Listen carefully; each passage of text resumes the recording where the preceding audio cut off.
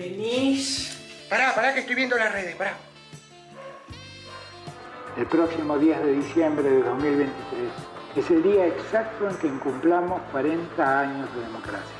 Ese día entregaré la banda presidencial a quien haya sido elegido legítimamente en las urnas, por el voto popular. ¡Wow! ¡Se bajó! ¿Qué voy a hacer sin él? ¡Qué puto!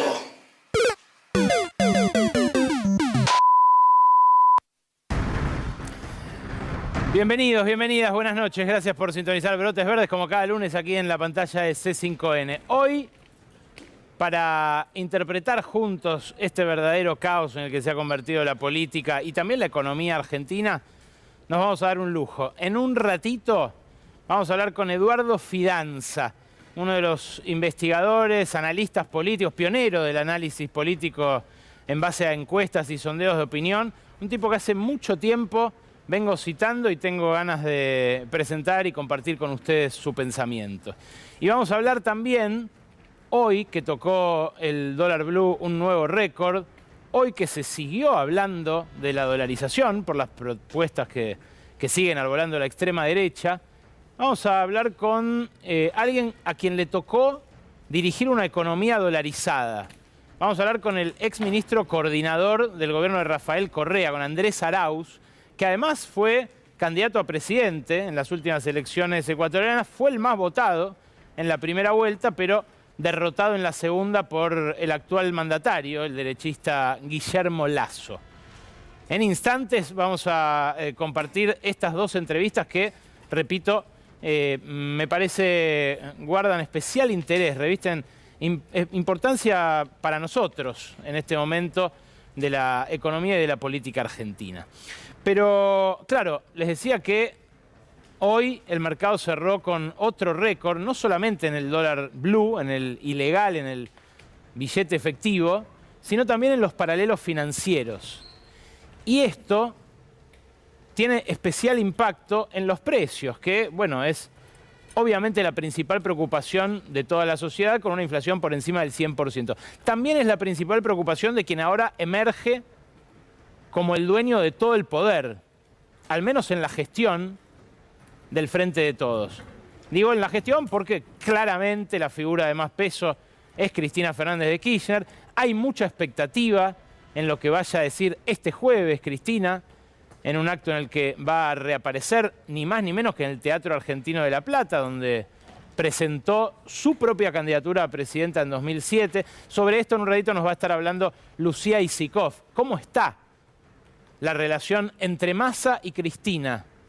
Ese binomio que tiene bajo su custodia la estabilidad del Frente de Todos hasta el 10 de diciembre y las perspectivas que le quedan todavía al oficialismo de mantenerse en el poder a partir de las elecciones de octubre. Claro, las devaluaciones son siempre huérfanas. Siempre los gobiernos que se enfrentan a la necesidad de devaluar la moneda buscan o una excusa o un chivo expiatorio. Pasó con el propio gobierno de Cristina Fernández de Kirchner en 2014. Recordarán ustedes cuando a principios de ese año se ve obligado a devaluar, después de resistirse mucho a hacerlo, Axel Kicillof. En ese momento el culpable fue Juan José Aranguren, una importación de nafta por unos pocos millones de dólares que hizo por encima del precio de ese momento, sirvió como excusa para señalarlo y decir fue él. Aranguren no era el de los tarifazos todavía, el ministro de Mauricio Macri, sino que era el CEO de Shell, nada más. Pero cuando terminó el gobierno de Macri, después de 2 mega devaluaciones que ya había hecho, de 20 a 42 y de 42 a 50, el propio Macri, cuando se le va a 60, dice que él había dejado de gobernar y que la responsabilidad de esa devaluación era nuestra, de los que decidimos en aquella primera vuelta de 2019 desalojarlo del poder sin más miramientos. Claro, en este caso, la primera excusa o el primer chivo expiatorio que eligió Sergio Massa para la devaluación que empezó la semana pasada fue Antonio Aracre.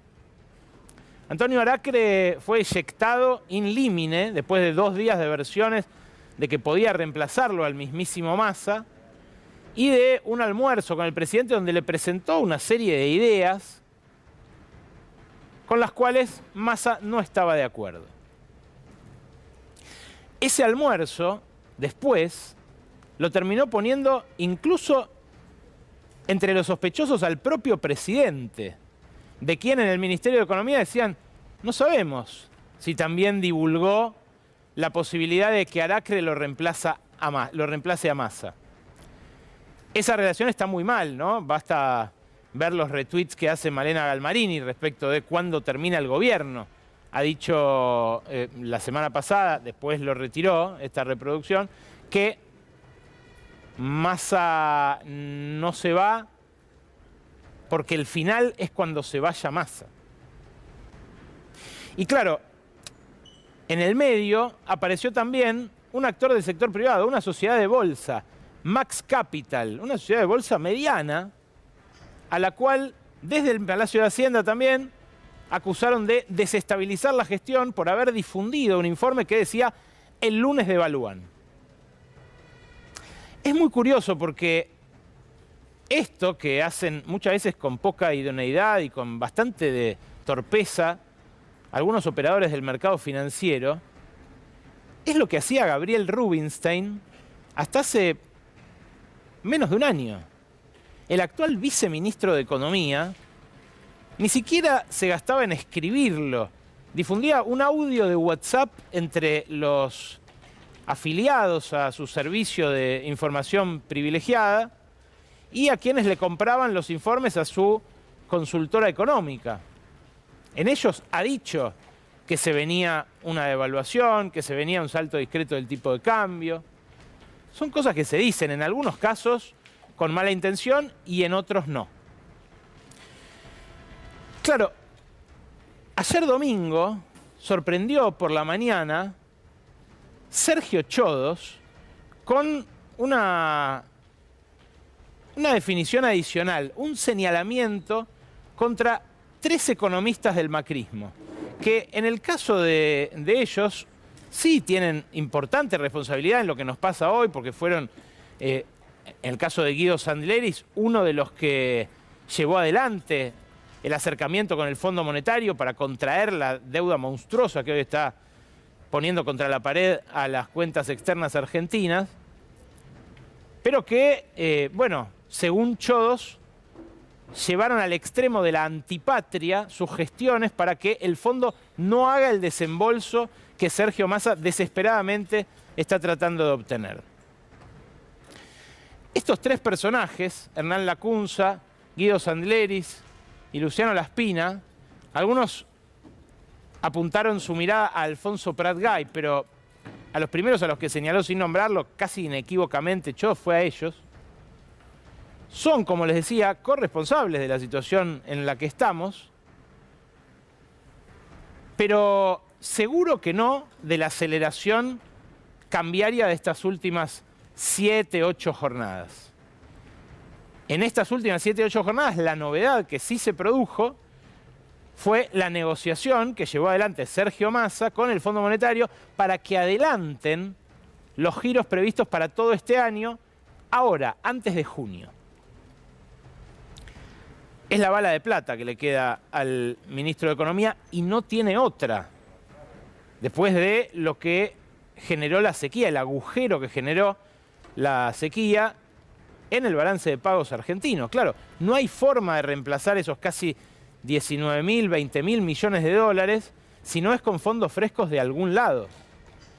Y sabe Massa que, por más que rasque todas las ollas de los organismos multilaterales, hoy las represas chinas del sur que adelantaron también el giro de 500 millones de dólares para las obras. Bueno, sabe que por más que reúna de todas las alcancías, no va a poder llegar a cubrir ese agujero y a evitar una devaluación del tipo de cambio oficial, que ahora tiene mucha más presión por el dólar paralelo, pero que puede llegar a tenerla mucho más después de las PASO, ¿no? Con un resultado electoral ya puesto. Ahora, fíjate qué interesante la interna que aparece y cómo los personajes que ganan volumen político dentro de una administración empiezan a tener bajo su ala a gente que se empieza a pelear entre sí. El que señaló a estos tres economistas es Sergio Chodos. Acá lo ven a Sergio Chodos, el director por Argentina ante el Fondo Monetario Internacional. Claro, Sergio Chodos fue todo este tiempo director por Argentina ante el Fondo Monetario Internacional, pero apenas asumió Massa, lo frizó y no le atendió más el teléfono en meses y meses de gestión. Chodos era un hombre muy cercano a Martín Guzmán y ahora los incondicionales del ministro le reprochan que le hizo la croqueta a Martín Guzmán. Lo convenció de que podía ser una figura política. Algo que irrita mucho al kirchnerismo y a Sergio Massa por igual. Y por eso, ni siquiera cuando van a Washington le dan bola a un hombre que tiene una historia ahí, que tiene algunos contactos, pero que al masismo le resulta prácticamente pintoresco, más que útil. ¿Qué dicen en Washington? Fuentes que pude consultar en varios organismos multilaterales, que en realidad, porque hay un montón de argentinos allá, desperdigados en puestos de miles de dólares que todos ambicionan. En ese cenáculo, donde también se define nuestro bolsillo, lo que me dijeron es que Chodos en realidad quiso quedar bien con Massa porque supo que esta misma semana el equipo de Massa quería avanzar contra él, destituirlo y poner en su lugar a Guillermo Nielsen. ¿Se acuerdan de Guillermo Nielsen? Guillermo Nielsen fue el secretario de Finanzas de la Baña, hacedor de aquella renegociación de la deuda y también de la deuda con el fondo. Un hombre que llegó a estar amenazado de muerte por sicarios de los fondos buitre en las giras que hacía para tratar de convencer a gente que adhiera a los canjes de la Baña. Bueno, Nielsen cuando empezó este gobierno presidió YPF, fue muy fallida su gestión, se terminó yendo de embajador a Arabia Saudita, pero ahora se termina el gobierno y sabe que no va a seguir siendo embajador en Arabia Saudita. Quiere un puesto en Washington. ¿Y qué dicen ahí? Que para salvar la ropa, Chodos salió ayer a señalar, sobreactuando, porque decirles antipatria, salir por radio, decir las cosas que ha dicho, lo hizo para mantenerse en ese puesto, que es una muy codiciada silla de unos $25.000 por mes limpios, netos, además de viáticos, gastos y demás. Nielsen es el suegro de Leonardo Madcourt, que es el funcionario de Massa que negocia directamente con el Fondo Monetario, junto con Rubinstein. Claro, a Massa, dicen, le da lo mismo porque él habla directo con Guita Gopinath, la número 2 del Fondo Monetario, pero dejó hacer. Y así estalló esta nueva interna dentro de la interna, en un contexto en el que, lo vamos a hablar con Fidanza en un rato, la política parece estar en Disney, muy lejos de los problemas acuciantes que nos hunden a todos en una preocupación realmente muy importante. Ahora, en instantes, Eduardo Fidanza, sociólogo, investigador, analista político, aquí en Brotes Verdes. Pero les decía que las internas siguen a la orden del día y siguen sobre todo por la cuestión económica. Fíjate, este informe sacó hoy Roberto Feletti. Roberto Feletti encabeza un grupo de economistas que se referencian en el kirchnerismo dentro de la provincia de Buenos Aires. No es el axelismo, que es otro dispositivo del poder. Ahí están los que siempre acompañaron al exministro de Economía, actual gobernador bonaerense, pero en torno a Feletti orbita otro grupo. El informe de Feletti que sacó hoy se titula así: ante el asalto a las reservas del Banco Central, economistas del Frente de Todos piden fortalecer la capacidad del Estado para administrar el sector externo. Y fíjate, dicen que el endeudamiento desmesurado durante el macrismo, la ineficaz reestructuración de la deuda privada hecha en 2020, o sea, en este gobierno, el despilfarro del superávit comercial acumulado en 2020 y 2021 y el acuerdo con el FMI explican el agotamiento de las fuentes de ofertas de divisas para recomponer las reservas. Entre los desafíos destacan la necesidad de ir hacia un modelo económico con capacidad para crear empleo de calidad y garantizar una mejor distribución del ingreso. Hablan como opositores este grupo de economistas. Este informe, que después se desglosa en unas 20 páginas, es durísimo con Miguel Pese, el presidente del Banco Central. ¿Acaso el último albertista? Hoy estuvo 2 horas con el presidente en la Casa de Gobierno. Ya había estado con él y con Sergio Massa el jueves en la Quinta de Olivos y había estado con el ministro de Economía en el propio Banco Central el jueves al caer la noche. Alberto Fernández ratificó al presidente del Banco Central, a Miguel Pese, y lo hizo con la foto de hoy y diciéndole a la prensa que si hay alguna preocupación por el dólar, responda Massa. Repito, así están las cosas dentro del oficialismo. Es lo mismo que le cuestiona Matías Culfas a Miguel Pese. Fíjate vos qué complejo se pone todo, porque el kirchnerismo decía, cuando estaban Guzmán y Culfas, los 2 ministros de Economía y de Producción que puso Alberto Fernández, decían que los dólares se le habían escapado a Culfas, porque dejó importar demasiado. Culfas va a publicar la semana que viene este libro, que se está viendo su portada por primera vez aquí en Brotes Verdes, que se titula Un peronismo para el siglo XXI. Es una respuesta al kirchnerismo, este libro, del autor del libro que más irritó a los kirchneristas durante toda esta gestión del Frente de Todos, que fue Los 3 kirchnerismos, la anterior obra del propio Culfas, antes de ser ministro, obviamente. Nunca se lo perdonaron, porque aquel libro era un balance autocrítico del segundo y tercer kirchnerismo que, bueno, para él se desviaron de la ruta original. Ahora, este libro directamente es una confrontación. ¿Y qué dice Culfas? Dice que es cierto que se evaporaron las reservas que pudo haber acumulado el Banco Central durante los primeros años de esta gestión, que nos ahorrarían ahora el dolor de cabeza que nos está causando la falta de dólares, sumado a la sequía. Pero lo que él dice es, yo no fui, fue Pese.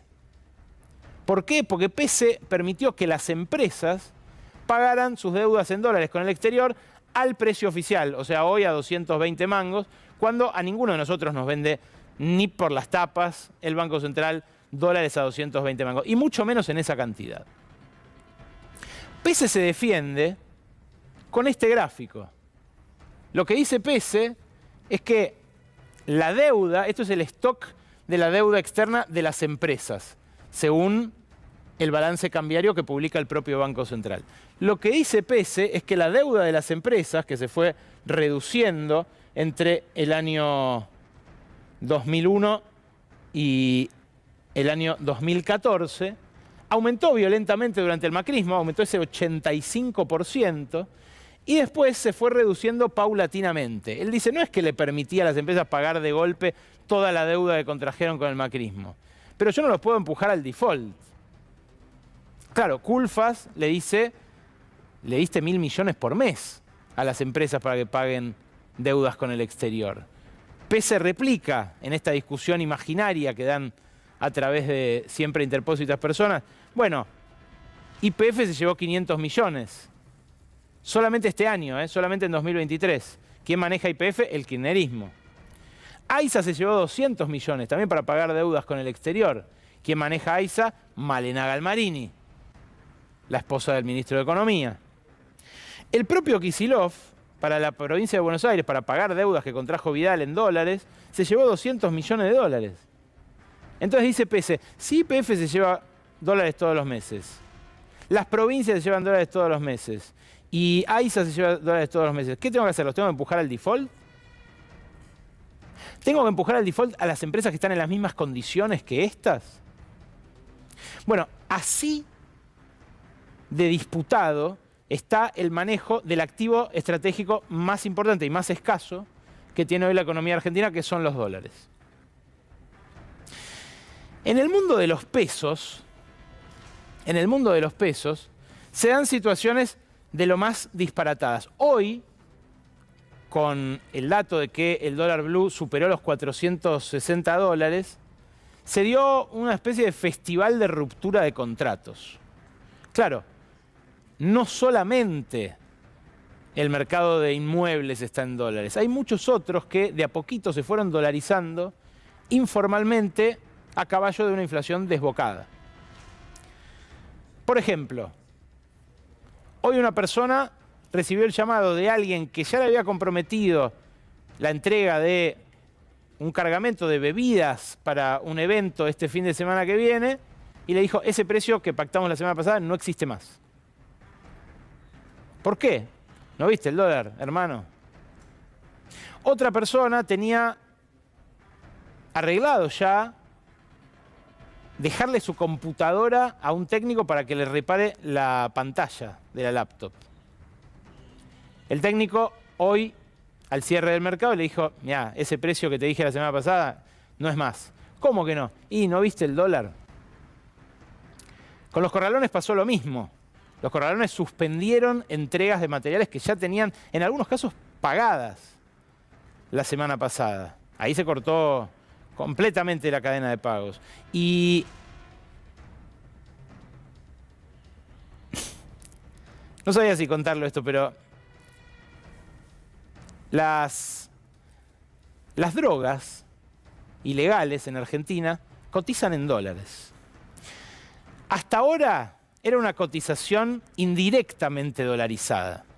¿Por qué? Bueno, cada vez que subía el blue, subía la cocaína, subían las pastillas de éxtasis, MDMA y otro tipo de sustancias psicotrópicas.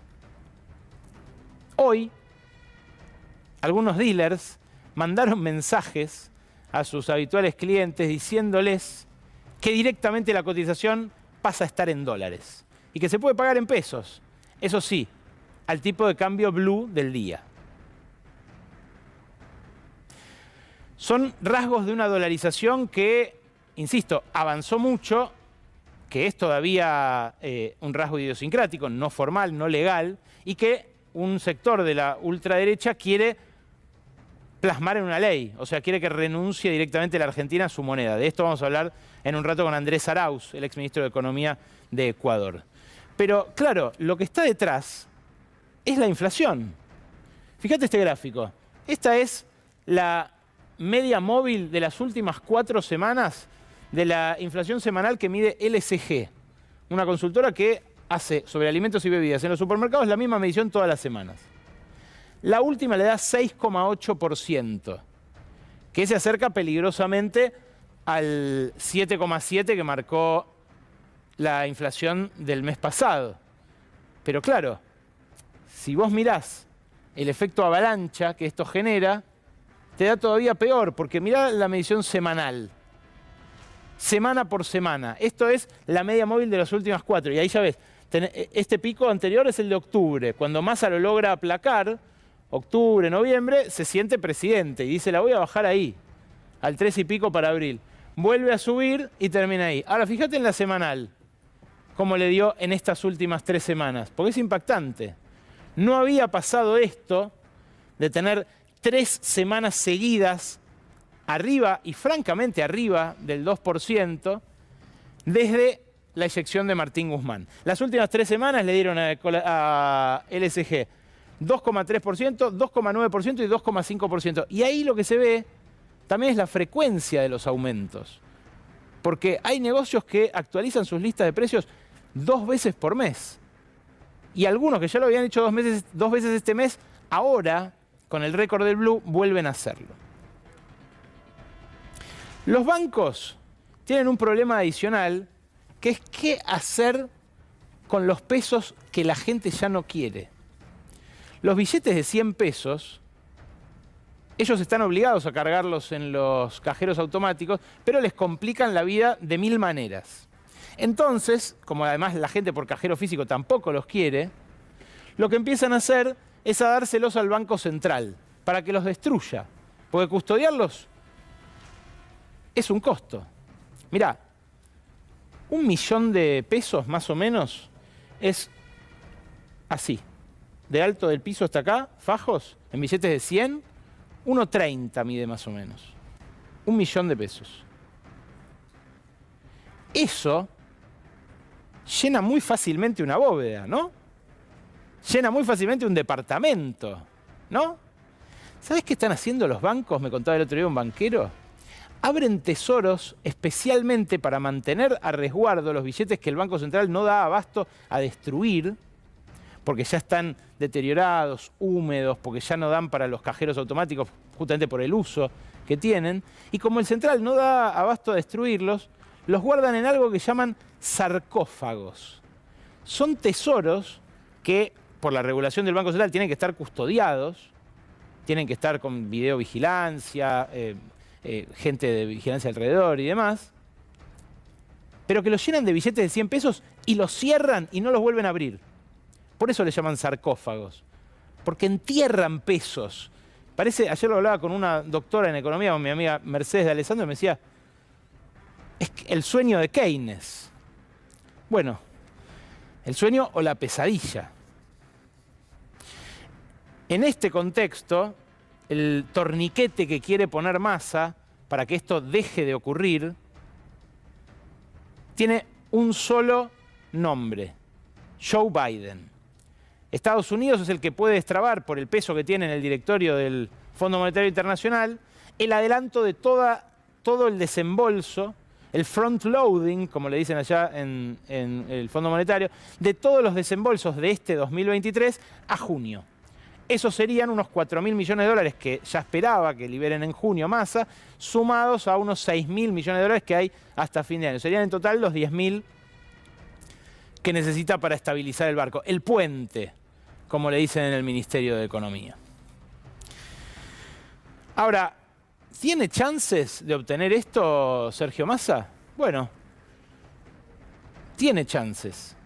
El jueves viaja una delegación encabezada por este funcionario, por Leonardo Madcour, su mano derecha en estos temas, que va a discutir con el fondo las condiciones en que ese desembolso puede hacerse. Hoy me decían, ayuda a que se haya bajado Alberto. ¿Por qué? Porque le da más estabilidad a la situación política, que es la que mete mucha incertidumbre también en lo económico.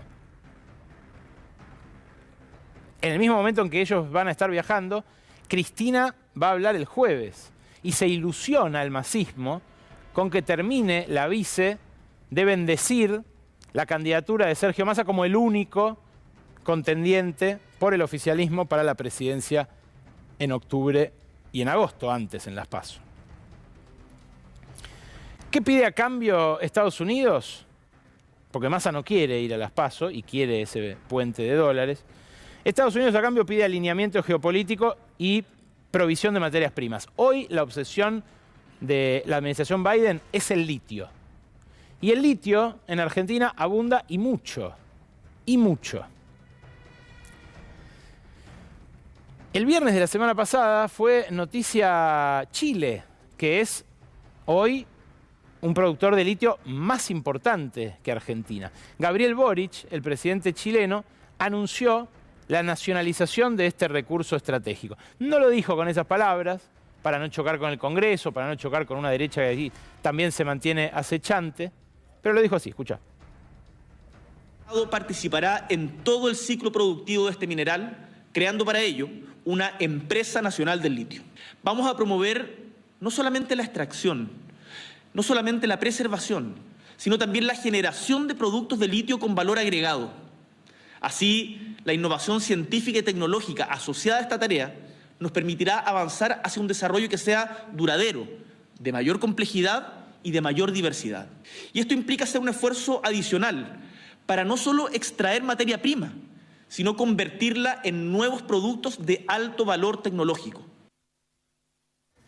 Bueno, Gabriel Boric apunta a algo a lo que Argentina también apunta, pero ya la ecuación en Chile es mucho más favorable al fisco que acá en Argentina. Antes de esta política de nacionalización que propuso el viernes Chile, ya el fisco se está quedando alrededor de entre un 30 y un 40% de la renta derivada de este mineral. Acá en la Argentina, la regalía que cobran las provincias es del 3%. Y el Estado Nacional, desprovisto de toda potestad sobre esto por la Constitución del 94, la ve pasar simplemente. Por ahora es un monto menor el que podría estar cobrando el Estado con las 4 explotaciones de litio que hay en marcha. Una yanqui muy importante en Catamarca, el Salar del Hombre Muerto. Otra china en Jujuy y otras 2 más de capitales mixtos, algunos canadienses. Pero esto puede crecer muchísimo. Fíjense esta proyección que hace el propio Ministerio de Economía en Argentina Productiva 2030.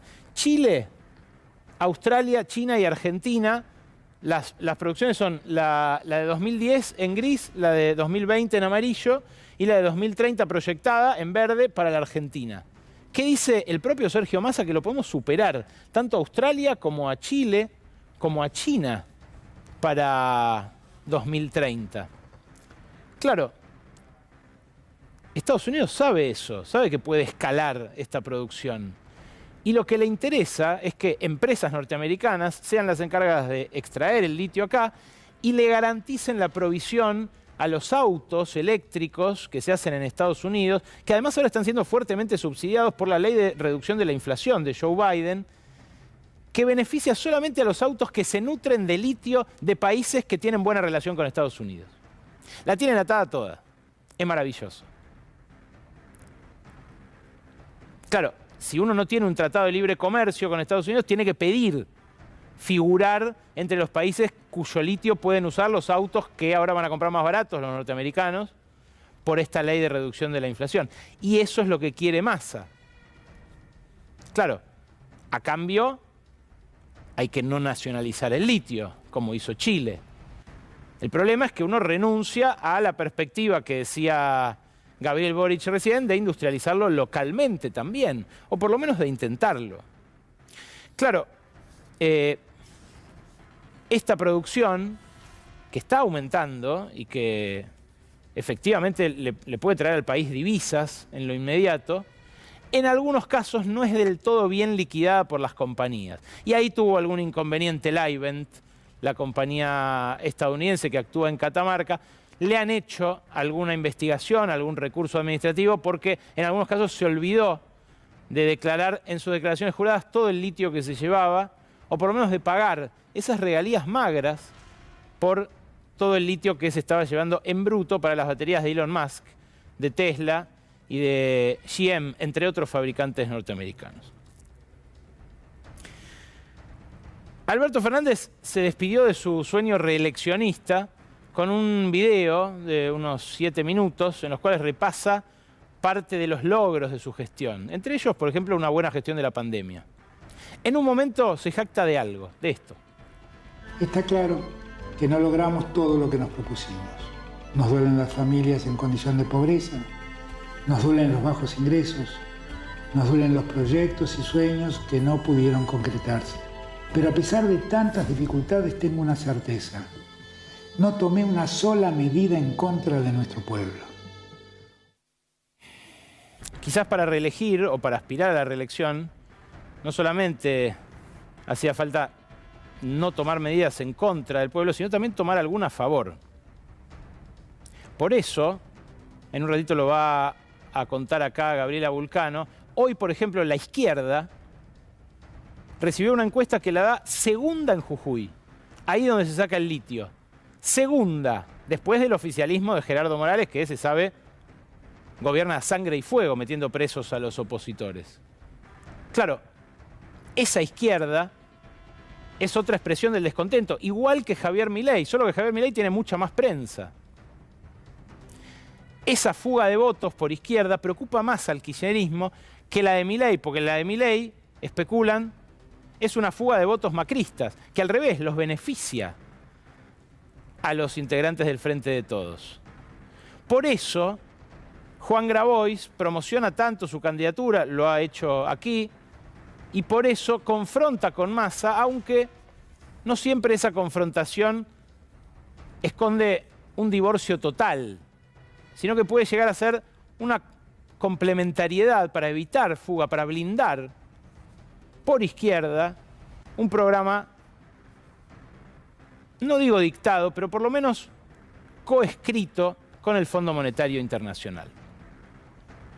Detrás del fondo están los funcionarios estadounidenses como Wendy Sherman, que vino la semana pasada, la subsecretaria de Estado, ahí la vemos con la secretaria de Minería, justamente, y la secretaria de Energía, Fernanda Ávila y Flavia Rollón, respectivamente.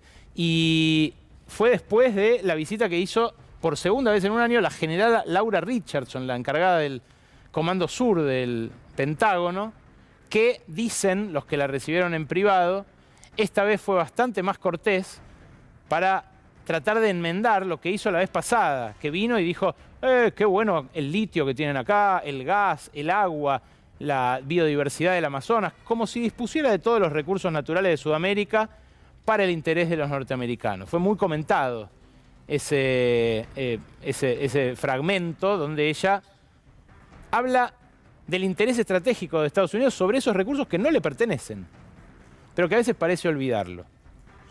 Sergio Massa tiene otra terminal que es esta, Gita Gopinath, la número 2 del Fondo Monetario Internacional. Ella es la que quizás el jueves o el fin de semana que viene lo ayude a conjurar todos los miedos que aparecen cada vez que abren los mercados estos días. La posibilidad de que el dólar un día deje de subir en los mercados paralelos. A cambio, claro, de no entrar en senderos como el de Gabriel Boric o como el de Luis Ignacio Lula da Silva, que dicen en el Ministerio de Economía nos está haciendo un favor bárbaro porque se está acercando a China y ahora sí, los norteamericanos nos quieren ayudar porque quieren tener una cabeza de playa en la región. Puede ser que la geopolítica sea así de simple, pero también puede ser que sea como siempre fue. Un toma y daca de recursos estratégicos que los grandes imperios quieren disponer y que a países como el nuestro a veces les toca simplemente proveer en crudo y con 3% de regalías. Es sociólogo, catedrático, cofundador de Poliarquía, una de las empresas de sondeo de opinión pública más importantes de la Argentina. Gracias, Eduardo Fidanza, por venir. No, gracias, Alejandro, por invitarme. Un gusto. Es su primera vez, además, en este estudio de Así es. C5N, así que es un placer y un honor tenerte acá. Bueno. Hay algo que aparece en todos los sondeos de opinión, que es el hastío, el descontento, la bronca. ¿Quién te parece que lo va a canalizar? Bueno, en primer lugar, el que parece que lo va a canalizar es Milei, claramente. Yo digo parece, porque como es un fenómeno nuevo y como más los sondeos de opinión son falibles, creemos que se va a canalizar por ahí. Pero hay otras variantes. Que se canalice, como vos recién dijiste, por la izquierda y también por la abstención o por el voto en blanco, que no aparece en este momento en las encuestas, pero si vemos 2021 ya vamos a ver una disminución importante del caudal electoral. Así que puede haber varias vías para manifestar el desencanto. Por cierto, en detrimento de las dos coaliciones principales, ¿no? Te iba a preguntar por eso, por el voto bronca, como le decíamos en 2001. ¿Crees que puede ser masivo? Yo creo que va a ser importante. Ahora, lo que pasa es que hay un elemento nuevo. Es decir, está llegando a la Argentina la nueva derecha populista, que es un fenómeno mundial, que lo vivió Estados Unidos, lo vivió Brasil, lo vivió Hungría y otros países. O sea, ese fenómeno que parecía que el sistema político argentino, que tenía dos coaliciones fuertes, etcétera, iba a poder evitar, en realidad no lo pudo evitar, y lo tenemos allí con chances significativas de que se convierta en el próximo gobierno. ¿Podría gobernar Milei si ganara?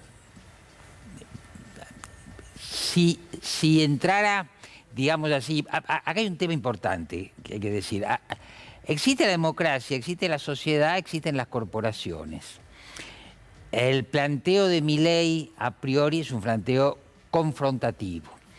Pero vamos a citar a Carlos Menem, ¿te acordás? A ver. Si yo les decía lo que iba a hacer, no me votaban. Así que vamos a partir de ese realismo amoral, pero tan penetrante, para pensar que cuando se hace campaña no se dice del todo lo que se va a hacer, sobre todo porque hay que transmitir esperanzas y después cuando se llega al poder uno se encuentra con las limitaciones. Es lo que se llama en el lenguaje coloquial el teorema de Baglini, Sí, claro. pero que en realidad Max Weber ya lo dijo hace 100 años atrás. La ética de la responsabilidad. Política positiva y política negativa. Weber se planteaba un gobierno parlamentario después de la guerra y entonces decía, la izquierda tiene que estar adentro del gobierno, porque si está afuera hace política negativa. Cuando entra al Parlamento va a tener que hacer una política positiva. Bueno, nadie está hablando hoy de lo que va a hacer.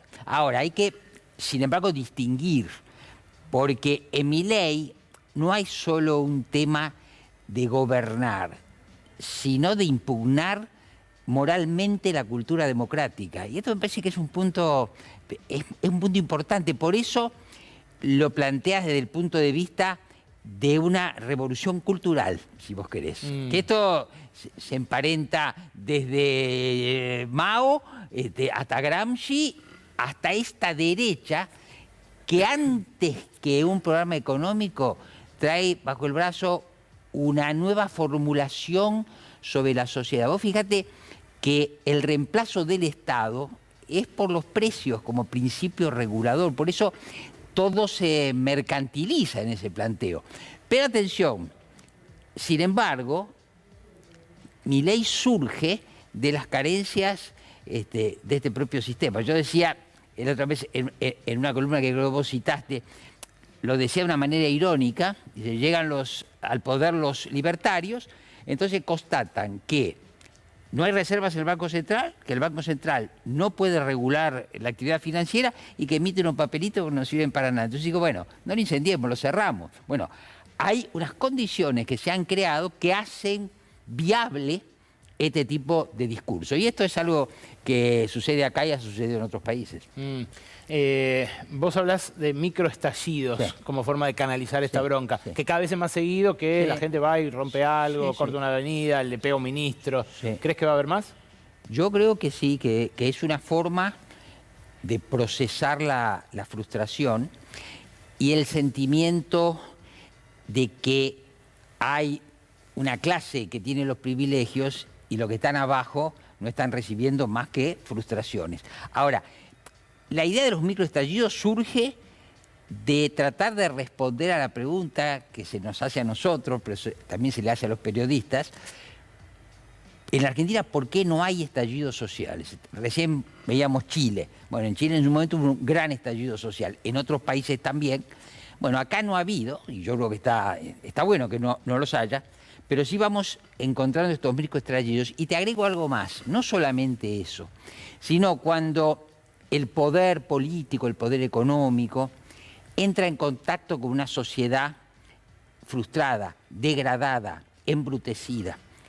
Yo me dediqué bastante a pensar en el atentado a Cristina Kirchner. Y escribí una columna que se llamaba El crimen precario. ¿Por qué? Porque cuando uno ve el perfil, el discurso de todos este grupete que atentó contra Cristina, uno después vas a los libros y encontrás estudios sociológicos hechos en Europa, en Estados Unidos, en las grandes ciudades en la década del 90, son lo que se llaman los precarizados. Y los precarizados son marginados, pero no es necesariamente el marginado, pobre, excluido, no. Son algunos que a lo mejor tuvieron trabajo, algunos que a lo mejor tuvieron educación o en su familia, que se van degradando y van adquiriendo incluso un discurso insólito, ¿no es cierto?, extravagante, pero son precarizados. O sea, están al margen de las oportunidades económicas, están al margen de la educación, etc. ¿Y qué pasó? Yo vivo a 3 cuadras de la casa de Cristina. Y eso era los que iban allí. Y la propia Cristina, bueno, creían que eso era viable, que eso era factible. Era muy fuerte verla llegar, todo esto. No tomaron en cuenta que había otra Argentina, en este caso la Argentina de los precarizados, que de alguna manera están como lejos de cualquier racionalidad y que un día se iba a cruzar la Argentina popular de Cristina con estos, y eso fue casi una tragedia. También lo vemos los crímenes, en los delitos, en un ciudadano que cree que puede ir con su moto de alta cilindrada por la Panamericana y que de pronto encuentra ahí su destino trágico. ¿Por qué? Porque se cruza, ¿no es cierto?, un mundo con el otro. Un mundo con el otro Qué mundo. interesante lo que decís. Estaba pensando eso. que Bernie tampoco midió que lo iban, Bueno, ahí que lo iban vamos, a pegar. falta Bernie. Bueno. Y ahí lo que se manifestó fue quizás algo que a la política le está pasando y por eso le drenan votos desde dos extremos. A la política, digo, del poder habitual. Le pasa que las cosas que nos pasan a nosotros, a los demás, a los ciudadanos, no les pasan a ellos. No, claro, pero ¿por qué? Porque el deterioro económico tiene una velocidad tan grande, y no solamente el deterioro económico, el deterioro social, el deterioro educativo. Entonces, la élite del poder, voy a citar a Charles Wright Mills, la élite del poder cree que controla esa situación, o a veces cree, como bien pusiste el presidente, que no toma medidas en contra, vos decís medidas a favor tampoco, pero quiero decirte que cree que controla esa situación, y esa situación en realidad es una situación de desborde, está desbordada por la frustración, por el resentimiento. Después tenés el tema de la inseguridad. Por ejemplo, a nivel promedio nacional, en los sondeos, la preocupación mayor es la económica. Andá a La Matanza. La Matanza, la preocupación mayor de las familias no es la economía, a pesar de que la están pasando pésimo, es la inseguridad. Entonces te vas a encontrar, y ahí hay otro dato para agregar al análisis, que es la Argentina de las grandes ciudades, de los grandes conurbanos. Ahí es donde se está gestando todo este resentimiento y toda esta ¿Cómo puede frustración. ser, Eduardo, que gente que trabaja con tantas encuestas, vos les has vendido cantidad a Sí. todos los políticos No, que sí. están, que no se den cuenta? ¿Cómo puede ser que ese humor social no esté pudiendo ser captado por quienes profesionalmente trabajan de captarlo? No, porque yo creo que el poder... A ver, la democracia es una forma de conversación. Y en toda conversación verdadera tiene que haber escucha, ¿no es cierto? Yo creo que la lógica de la democracia, de la conversación y la escucha, se convirtió en una lógica del poder. El poder no dialoga y no escucha. Vos fijate los infinitivos, ¿no es cierto? Incendiar, demoler, Dinamitar. Yo lo he llamado los nuevos bulldozers de la democracia, algunos que se presentaron en otra escena como los representantes de la República. Bueno, cuando los políticos democráticos y los antisistemas usan todos estos infinitivos, no hay conversación y no hay escucha. Hay prepotencia y hay una especie de envilecimiento de la lucha por el poder, que en un momento tiene una lógica propia, y al empezar el día, la pregunta es cómo doblego a mi adversario de la interna o el de fuera de la interna. Y estas cosas, digamos así, la preocupación de la sociedad pasa a un segundo lugar. Pero eso quiere decir que la democracia, vuelvo a decir, del oír y del de conversar, pasó. Es difícil ser optimista después de un diagnóstico así, pero todo el tiempo la gente me lo pide. Me dice, ¿qué? Entonces, ¿es tan oscuro el futuro Bueno, ante vamos esto? a ver. Porque digo, hay algo que todavía tenemos como reserva los argentinos, que es una convicción democrática y un carácter tumultuoso de salir a enfrentar la adversidad en las calles, Bueno. muy, muy acendrado. Sí, yo te voy a decir primero una cosa que creo que tiene que ver con la incertidumbre. Yo esto le decía el otro día a un grupo empresario. Creo que acá tenemos un tema que es que estamos al final de un gobierno peronista, que si vos te pones a pensar los 40 años de democracia, es el primero que no pudo cumplir la promesa del peronismo. Después podemos decir si la promesa del peronismo es consistente, pero en términos de la memoria popular y de las experiencias, es cuando gobierna el peronismo es más probable que haya alguna redistribución del ingreso. Por ejemplo, a través de un indicador que es el valor del salario. Eso pasó con Menem en la primera década de los 90, eso por cierto pasó con Néstor Kirchner y después en el primer gobierno de Cristina Kirchner. Cuando uno ve la evolución del valor del salario, Muchísimo, empieza Cristina a caer en 2015, antes de 2015, Sí. bueno, ese gráfico es el gráfico de la derrota de la promesa peronista. Y te agrego algo más. Y si el peronismo fracasó y el no peronismo también, ¿qué viene? ¿Cómo se gobierna este país? Entonces yo creo que estamos frente a esa incertidumbre a la cual hay que sumar la llegada de esta nueva derecha populista, que bueno, es un desafío. Ahora, yo le decía hoy a un colega, hablábamos... No le dejas lugar al optimismo mucho. No, no, ahora va. Ah, Hablaba con un colega, no lo voy a citar, pero una persona muy prestigiosa, un sociólogo, y decía, mirá, porque me hacía una observación sobre lo último que escribí, y dice, bueno, pero parece que no queda ganas de vivir en la Argentina. Yo le dije, mañana nos juntamos a tomar un café porque hay que hacer control de daño del pesimismo. Hay que tener cuidado porque, primero, la vida continúa, las sociedades no fallecen, esto no es una guerra, y la Argentina tiene efectivamente oportunidades en el futuro, como mostraste con el litio y otras cosas, y no está claro que el camino de los libertarios esté totalmente despejado. Acá hay un sector, pero ese sector se tiene que despertar de políticos moderados, que no son solamente de Juntos por el Cambio, son también del peronismo, son independientes. perdón, ¿Juntos por el Cambio quedan moderados? Porque... Yo creo que sí, ¿Sí? por supuesto. Están y bueno, a ver. Horacio Rodríguez Larreta dice que quiere hacer lo de Macri, pero en 100 días, 100 horas. ¿Yo sabes lo que creo? Están en una competencia, pero si yo tengo que decir, no quiero mencionar, hay un sector que es más moderado, que es el larretismo, parte del radicalismo, la coalición cívica. ¿Sergio Massa? Por supuesto.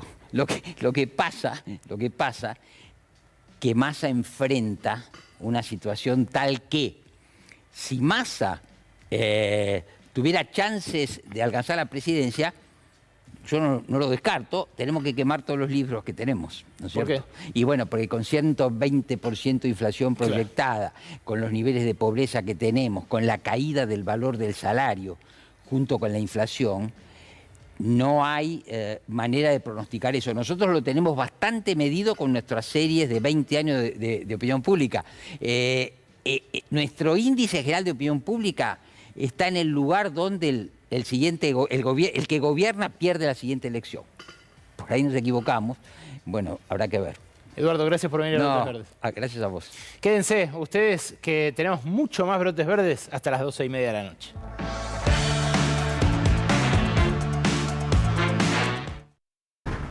Andrés Arauz fue ministro coordinador del gobierno de Rafael Correa, antes funcionario del Banco Central. Fue candidato a presidente del Ecuador en las últimas elecciones y resultó el más votado antes de la segunda vuelta, donde cayó derrotado por el actual presidente. Y además es uno de los economistas más prestigiosos de su país. Tiene hecho un estudio, un observatorio sobre la dolarización. Andrés, gracias por atendernos. Buenas noches. Muy buenas noches, muchas gracias por la invitación y poder contribuir al debate que está viviendo actualmente la hermana República Argentina. Andrés, ¿vos le recomendarías a los argentinos que dolaricen su economía?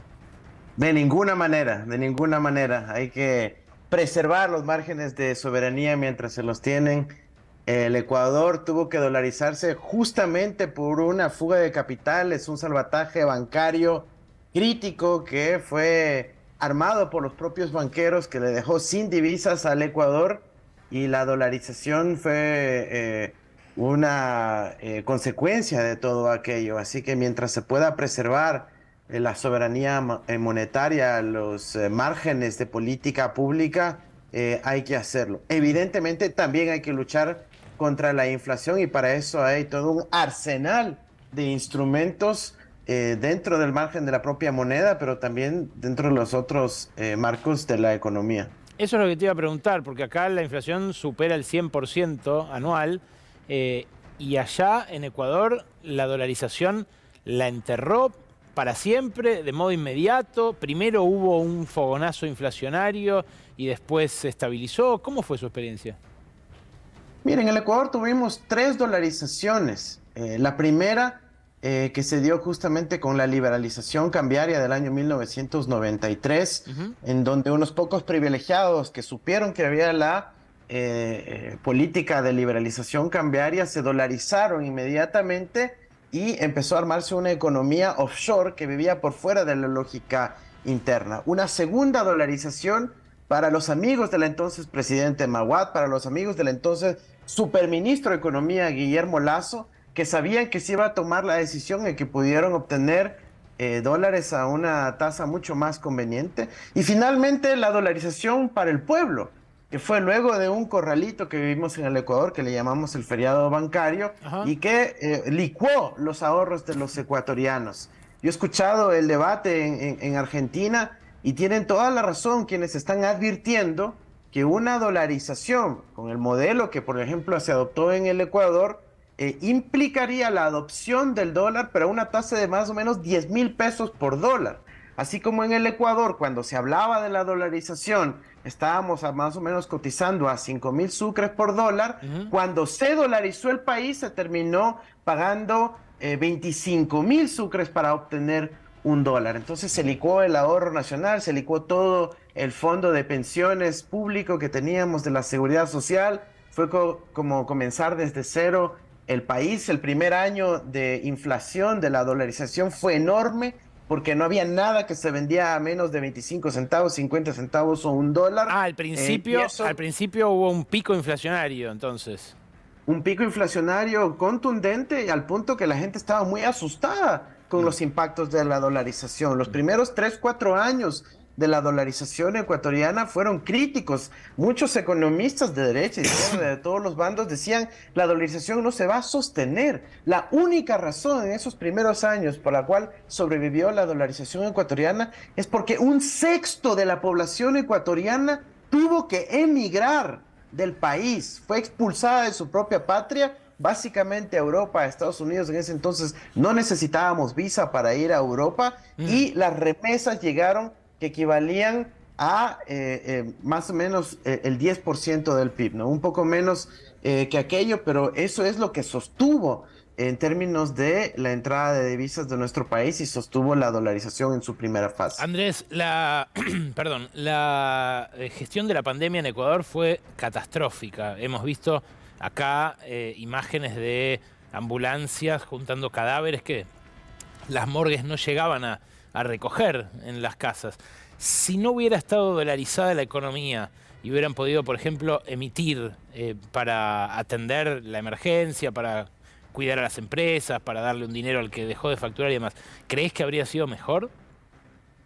Por supuesto, y mira, nosotros en el gobierno de Rafael Correa tuvimos que ser muy creativos en el marco de la dolarización, porque los neoliberales que dolarizaron al Ecuador en el año 2000 establecieron un mega subsidio que decía que cualquier falta de divisas en el sistema bancario dolarizado ecuatoriano tenía que ser cubierto por dólares del petróleo y de la deuda externa del Estado. Ahí sí. Eso no se habla en el debate de la adopción de la dolarización, ni en el Ecuador ni en Argentina, pero es un elemento crucial. Ese subsidio que tenía que asumir el Estado al déficit de divisas del sistema bancario privado. Entonces, claro, como el Ecuador exportó muchísimo petróleo, tuvo la fortuna que aumentó el precio del petróleo, como siguió dependiendo de las remesas, hubo esos dólares para cubrir los déficits de dólares que generaba el sistema bancario privado fugándolos al exterior. Y eso es un elemento, digamos, que marca la dolarización ecuatoriana. Muy interesante. Se me acaba el tiempo, pero no quiero dejar de preguntarte esto. Ustedes intentaron revertirla. ¿Es irreversible una dolarización? Porque no pudieron hacerlo. Es imposible salir de la dolarización. Lo único que te queda de margen es ser un poquito más creativo con la política pública, darle un rol al Banco Central para que encuentre la manera de adelantarle liquidez al Ministerio de Finanzas, a los recursos fiscales y poder de esa manera atender a las necesidades sociales o a las emergencias como la pandemia. Pero mira, hay países que se dolarizaron luego de una hiperinflación como Zimbabue, pero si no hay suficiente ingresos de divisas, se terminan por desdolarizar. Zimbabue se dolarizó y luego se desdolarizó. Entonces, la clave aquí es que necesita haber una garantía de sostenibilidad por el lado de la balanza de pagos, de suficiencia de divisas, y mientras en el Ecuador, que sí hay una exportación de petróleo por parte del Estado y puede abastecer de divisas al sistema, En el caso de la Argentina no hay tal cosa. Andrés, gracias por este rato, ¿eh? Un abrazo grande.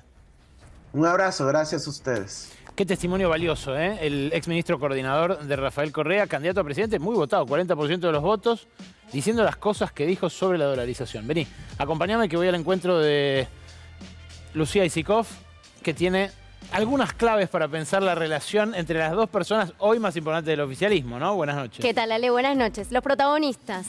Vamos a hablar un poco del acuerdo final, así te lo puedo titular, entre Cristina Kirchner y Sergio Massa.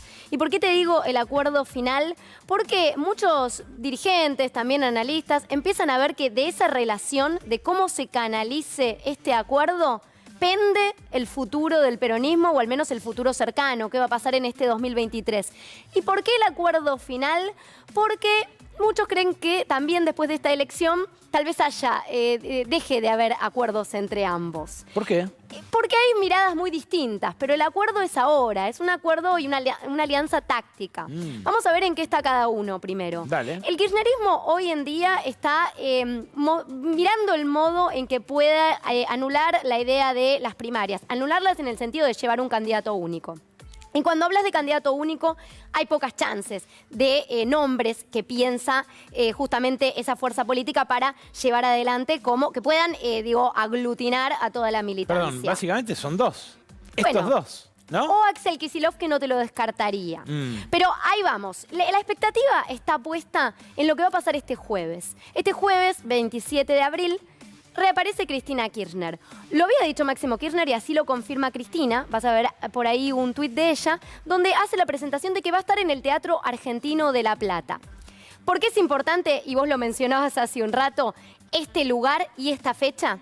Este lugar porque acá se lanzó la candidatura de Cristina en 2007, cuando llega a la presidencia. Ahí tenés el tuit, ¿no? Donde ella anuncia esta actividad, bueno, que se lanza una escuela justicialista Néstor Kirchner, en este teatro restaurado.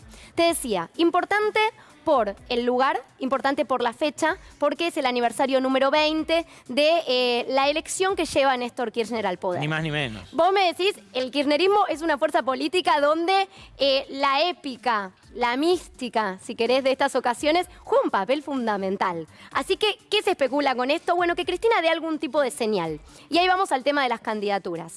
¿Qué señales podría llegar a dar Cristina? Una yo creo que es bastante improbable por ahora, pero hay un operativo clamor todavía muy fuerte para que revea su decisión de no ser candidata a nada. Y al menos que quiera ser senadora por la provincia de Buenos Aires, ¿no? Claro, claro. Pero digo, que revea su decisión. Entonces, Cristina podría aprovechar este escenario para dar alguna señal de ese tipo. Segunda posibilidad, que, levante a algún candidato. Y ahí, no sé si para este jueves, pero que va corriendo el tiempo, queda poco, no descartemos a Axel Kicillof. Axel Kicillof no quiere, por supuesto, es el peor escenario para Kicillof. Quiere reelegir. Vos escuchás a gente cercana a Kicillof, como es Carlos Bianco, su principal asesor, diciendo el lugar natural es que reelija en la provincia de Buenos Aires y es el que mejor mide. Pero bueno, esa es la paradoja de Kicillof, que es el único que fideliza bien, según las encuestas, el voto de Cristina. No lo descartemos, porque no es una discusión cerrada. Es una discusión que todavía está abierta. Interesante. Y última posibilidad, que dé un gesto, no va a decir Massa es mi candidato este jueves, no esperemos eso, pero es más probable que dé un gesto para levantar a Sergio Massa que a cualquiera de los otros enanitos, así les dicen en la interna. El presidente los ha bautizado así, al menos en off. Cristina está en un lado y los demás somos todos enanitos. Todos podemos competir. No sé en quién pensabas, ¿no? No, pensé que se estaba burlando de la estatura del gobernador y no... No, por supuesto que no. Son enanos políticos. Ok. Bueno, peor Larreta, que tiene sus candidatos en la ciudad de Buenos Aires y le dicen los chihuahuas. Los chihuahuas de la... Sí, por Quirós y Soledad Acuña. Como le mandó los chihuahuas a ladrarle a Jorge Macri. Qué feas metáforas que elige la política. Falta una más, Lustó, ahí no sabemos candidato de quién es. Pero bueno, para la próxima. Bueno, pero te decía, en eso está puesta la mirada del kirchnerismo y de Cristina. Y la última opción, que levante a Sergio Massa. Sergio Massa en principio no va a estar en el acto, va a estar en Montevideo, en una actividad exactamente a la misma hora, a las 18 horas. Pero bueno, hay una expectativa, va a ir su gente, va a estar Cecilia Moró, vas a ver al masismo. ¿Qué puede llegar a ser Cristina respecto a Massa? Y la otra gran pregunta, Ale, es a qué está jugando Sergio Massa.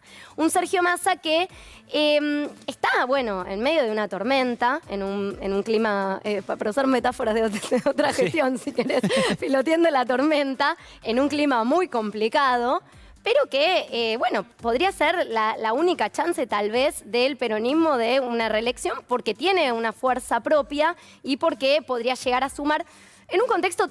La verdad que hoy es difícil pensarlo, ¿no? La inflación, el dólar, es difícil pensarlo. Eduardo Fidanza recién lo fulminó. Dijo, no tiene ninguna chance con el 120% de inflación anual y con la confianza en el gobierno, medida como la miden estos encuestadores, en el momento que habitualmente suelen tener los gobiernos que se van. Tal cual. Bueno, pero ¿a qué está jugando Sergio Massa? Bueno, hay una idea, más desde su entorno que desde él, de plantear, ¿es Massa o es el caos, no? ¿Es Massa o no hay nada más allá? Y mira esto, mira este tuit que retuitea Malena Galmarini y después, bueno, se borra, pero dice Massa se queda hasta el final porque el final es cuando se vaya Massa. Y ella lo retuitea, ¿no? Entonces ahí está esta línea que te estoy planteando de Massa o el caos. Massa es la única salida. Un Massa que, por un lado, bueno, especula con este escenario. Por otro lado, está buscando una especie de operativo clamor. Ya tenés aparte de la CGT que estaba con Alberto diciendo, bueno, nosotros bancaríamos a Massa de candidato. También Castañeto, digo, desde el kirchnerismo. Dijo, si Cristina lo señala, Castañeto desde la AFIP, si Cristina lo señala, nosotros lo podríamos bancar. Entonces ya hay como una especie de operativo clamorcito, chiquito, pidiendo a Massa. Bueno, y por último, un Sergio Massa que se basa en esto, ¿no? En su relación con Cristina, que tienen una especie de relación de frenemies, ¿no? De amigos y rivales, donde Massa sabe que Cristina hoy lo necesita y Cristina sabe que en definitiva Massa la va a traicionar si asume, porque Massa tiene su mirada propia, no va a pasar lo mismo que con Alberto, entonces ahí el pacto final, la alianza final entre ellos dos, hay que ver de qué modo se canaliza y tenés también, Ale, un sector del kirchnerismo, Grabois a la cabeza, te lo ha dicho en este programa, diciendo nosotros con Massa no, nosotros no vamos a seguir esa estrategia, entonces un sector que empieza a presionar, si vamos a perder con Massa, perdamos con un candidato propio, aunque mida un poco menos. Y sea Guado de Pedro, sea Axel Kicillof, sea hasta Grabois como otra opción. Pero bueno, una discusión que se empieza a plantear. Interesantísimo, Lu, realmente, lo vamos a seguir porque es una historia en desarrollo. Ya viene Gaby Vulcano con las perspectivas de la izquierda en este contexto. Antes, Órbita Noticias.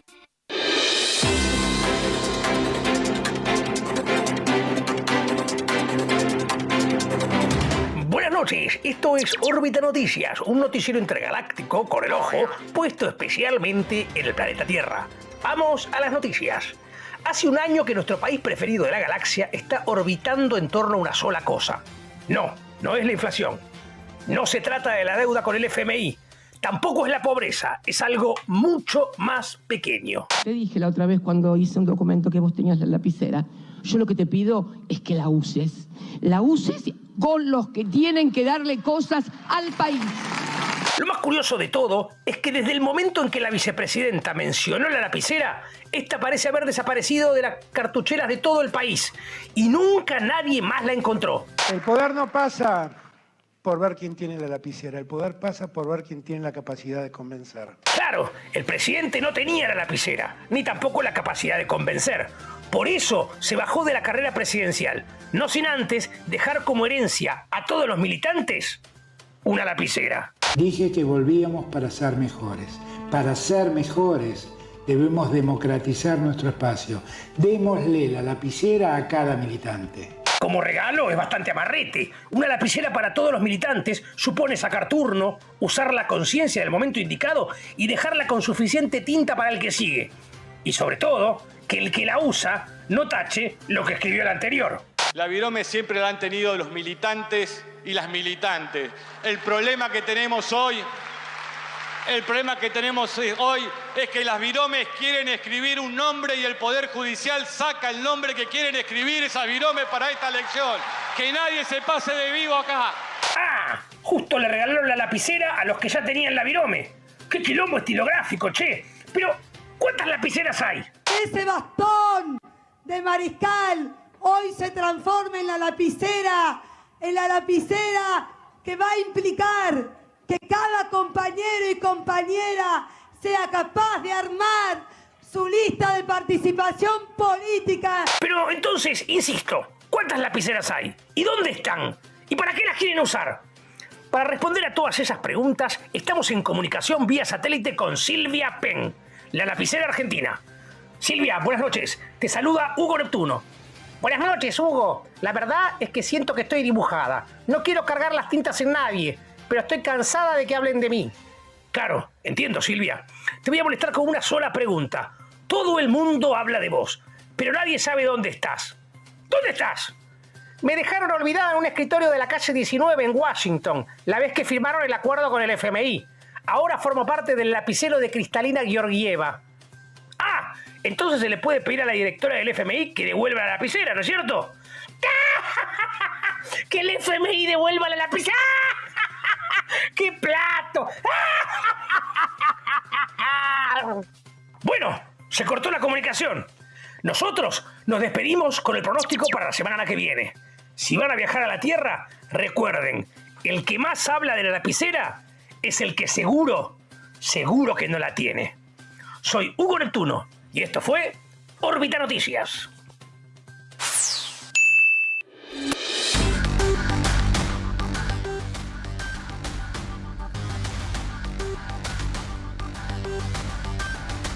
Me hace reír Hugo Neptuno, al final estaba en Washington la lapicera. Gabriela Vulcano, esto que está a punto de hacer usted es algo que en los medios por lo general no abunda. Se supone siempre que el voto bronca lo va a canalizar la ultraderecha, pero ¿puede no ser así? Buenas noches. Buenas noches. Javier Milei no es el único que capitaliza el voto bronca. Y sí, otro sector que lo capitaliza y que lo va a capitalizar según las encuestas es la izquierda. Ya tenemos el antecedente de lo que fue el 2021, donde se habló muchísimo de la figura de Javier Milei, sobre todo porque en la ciudad de Buenos Aires sacó casi el 17%, pero la izquierda, por primera vez después de 20 años, consiguió volver a poner una diputada, en este caso estamos hablando de Miriam Bregman, en el Congreso por la ciudad de Buenos Aires. Llegó al 8% en ese momento. En la provincia de Jujuy, en 2021, llegaron al 25%. Eso lo recordaba, pero lo de Miriam Bregman no tiene antecedentes desde el 2001. Desde Zamora, digamos. Exactamente. Desde el 2001, la izquierda no había conseguido que se eligiera un diputado o una diputada por la ciudad de Buenos Aires. Bueno, en 2021 se consiguió finalmente eso, pero no nos quedemos con lo que pasó en 2021, porque si bien el 2001 fue el auge del voto bronca, y en 2021 eso volvió a reaparecer con fuerza y de alguna manera eso potenció también la figura de Javier Milei, y estábamos contando un poco qué es lo que pasó con la izquierda. Se empezaron a hacer algunas encuestas en el último tiempo. Yo le consultaba a una consultora llamada Tendencias que, bueno, empieza a medir qué pasa con la izquierda. En una encuesta que salió recién calentita, salía del horno, aparece que la izquierda queda en segundo lugar en la provincia de Jujuy.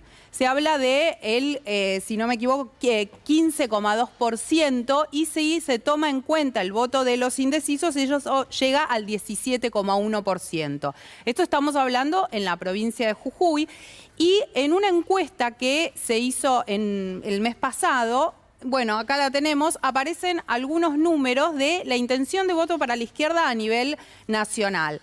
En el caso del Frente Izquierda aparece con el 6,2%, estamos pensando en lo que es intención de voto, y en la otra placa que tenemos también aparece cómo es la intención de voto en las distintas regiones de nuestro país.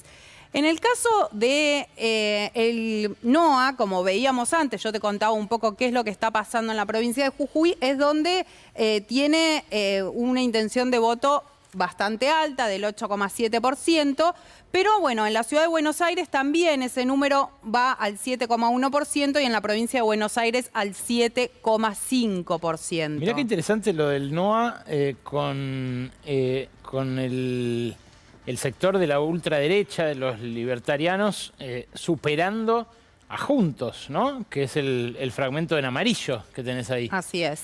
Impactante eso, porque claro, ahí evidentemente se manifiestan también preferencias regionales, no solamente nacionales.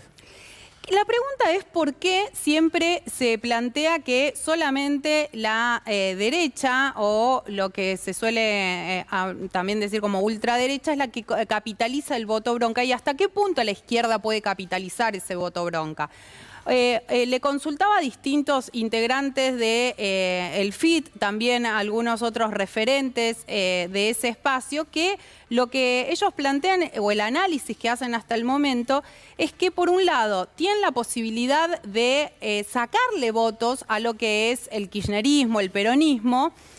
Mucho más difícil es que eso suceda con Juntos por el Cambio. En el caso de Milei sí puede recolectar votos, no solamente de Juntos por el Cambio, sino también del peronismo. Ahí hay una primera dificultad para la izquierda para poder crecer en ese número. Interesante. Después, el otro tema que me pareció muy interesante para tener en cuenta es que en este gobierno, y si te fijas, Ale, es en lo que suele pasar con todos los gobiernos de la región, que en otro momento tal vez eran catalogados como gobiernos progresistas, socialdemócratas, nacionales y populares, cada vez más son caracterizados como gobiernos directamente de izquierda. Pensemos en los gobiernos de Chile, el gobierno de Colombia, el gobierno de Brasil ahora con Lula da Silva mismo, aparecen como gobiernos directamente de izquierda cuando por lo menos no están encabezados por lo que son los partidos tradicionales de la izquierda. Bueno, Argentina tiene una particularidad muy especial que es el peronismo. Bueno, tiene una particularidad muy especial y de alguna manera a los gobiernos peronistas de estos últimos años, sobre todo encarnados por el kirchnerismo y también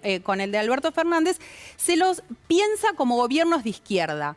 Y entonces ahí aparece como que la izquierda fracasó con las políticas que llevó adelante. Si bien claramente no estamos hablando de la izquierda tradicional que está encarnada en lo que es el FIT, pero hay algo de que ya gobernaron y gobernaron mal. Claro, si hay alguien que no gobernó en la Argentina es la izquierda anticapitalista, ¿no? Revolucionaria. Claro. Pero es cierto que vos decís que la asociación que se hace, sobre todo desde la ultraderecha, es, bueno, todo socialista, de Larreta para allá, ¿no? Todos socialistas. Exactamente. Después te traje una experiencia de otra parte del mundo, de Austria, de Salzburgo, del estado de Salzburgo. La región de Mozart y del Vals. Exactamente, es donde nació Mozart, muy bien ahí. Y ¿por qué te traigo esto? Porque el domingo hubo elecciones ahí. Y la gran sorpresa fue el Partido Comunista aliado con el Partido Verde, donde ahí sacaron el 11,7% y déjame decirte esto bien para no equivocarme, desde 1949 que no entraban al Parlamento. Wow. ¿Quiénes fueron los que capitalizaron el voto bronca también? Fue el Partido Comunista y también la ultraderecha fue otro de los sectores que pudieron ganar y subir en votos justamente por enfrentarse a lo que son los partidos tradicionales. Y acá hay dos cosas que me parece que también te van a gustar, que tienen que ver con que esto se dio en el contexto de un enojo muy grande de la sociedad en ese estado con la inflación que hay, porque hay un 10% de inflación, que a nosotros nos puede parecer nada, pero para ellos, para los austríacos, es mucho. Y el otro tema es que el Partido Comunista ganó con un tema que también nos incluye a nosotros de alguna manera, que es la lucha contra la suba de alquileres. Mirá. Con esos temas fueron algo que ayudó a que la izquierda en este país, puntualmente en este estado de Austria, bueno, pudiera subir no solamente en las encuestas, sino finalmente en lo que fueron los votos en ese estado. Perdón, Gaby, una Austria donde apareció el primer ultraderechista, si no recuerdo mal. Exactamente. ¿No? Haider se llamaba, digo, en esta nueva era, sí, ¿no? Sí. En el siglo XXI o a finales de los 90, no me acuerdo, cerca de la crisis de 2001. Pero bueno, evidentemente también es una sociedad abierta a otras ideas. Ale, déjame para cerrar, hablaba hoy con el colega de Fernando Rosso, que... de la Izquierda Diario, de justamente. la Izquierda Diario, y que él escribió una nota en Diario.ar muy interesante respecto a quiénes son los responsables también de que hoy esté más en la vidriera una figura como Javier Milei y no como la izquierda, puntualmente haciendo foco en el empresariado, en los funcionarios y los dirigentes políticos, sobre todo asociados al oficialismo, pensando en lo que es Alberto Fernández, en lo que puede ser Cristina Kirchner, donde impulsaron la figura de Javier Milei para sacarle votos a Juntos por el Cambio y que de alguna manera terminaron subiendo al ring a alguien que hoy critican con fuerza. Muchísimas gracias, Gaby. Muy, muy interesante. Y claro, al foro Yao Yao, a Miriam Bregman, no la invitaron, ¿no? No sé si iba tampoco, pero a Milei seguro que sí. Y ya es la segunda vez, lo habían invitado ya el año pasado. El lunes que viene las esperamos, como siempre, para esta cita con el periodismo de calidad, la reflexión, el análisis, para Brotes Verdes, acá en la pantalla de C5N. Chao.